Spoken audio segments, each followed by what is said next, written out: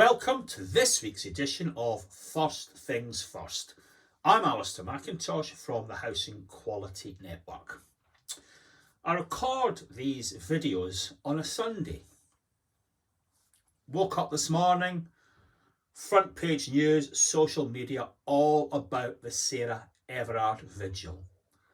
We've never had a more powerful state, nor have we ever had a weaker one. Those protests only took place because of the state's inability to protect women and make them safe. And yet what do we see on the screen? The police manhandling women. It's truly a shocking scene. A sign of weakness, isn't it? And I contrast that with what's been going on in Glasgow in recent weeks. I am, as many of you know, a supporter of Glasgow Rangers. I'm very pleased that we got the league back after 10 years. And yes, some of my fellow supporters took to the streets. They shouldn't have done it. The COVID regulations are important.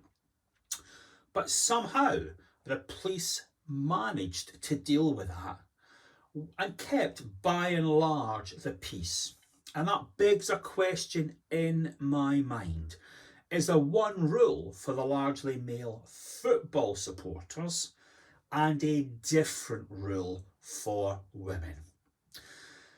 My dad was a policeman for many years. He helped set up the flying squad in Glasgow, so I understand how difficult the job is. I get that. As Andrew Neil says, the police run towards incidents the rest of us run away from. But I still didn't like what I saw that night. Now, my dad told many great stories of his time in the flying squad, and one of them I remember is there was a guy walking around the city centre in Glasgow, lifting up his coat and frightening women. My dad wasn't a great fan of paperwork, so he just stiffened the fellow. That was his way of bringing justice and safety to nightlife in Glasgow. I'm not advocating that at all. The world has moved on. The flying squad didn't get everything right. That style of policing wasn't for everyone. It is the modern age.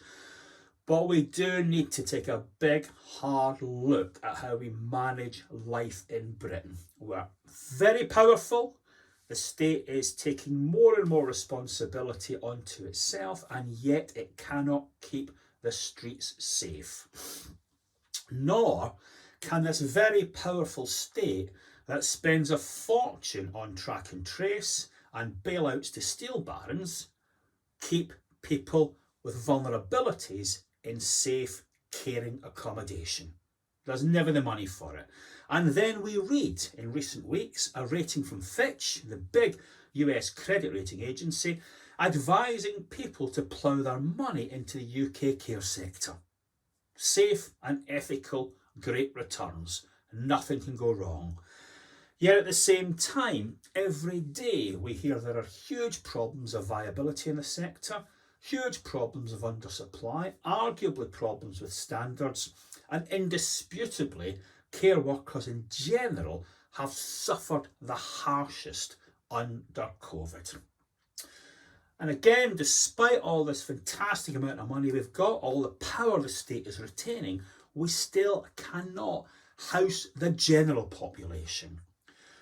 The existing social housing stock does not look in good fettle, and the new homes we build are, more often than not safe enough. That's why I am delighted that the new chair of Homes England is the guy that redeveloped King's Cross. You visit Coldrops Yard, it is beautiful, it is impeccable. I would love to live there. The retail side is great, the residential side is great.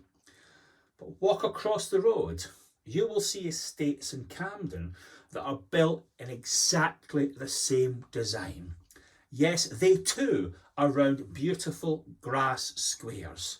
Here's the difference. At night time, Coldrops Yard is well lit and patrolled. At night time, the grassed areas in Camden are closed.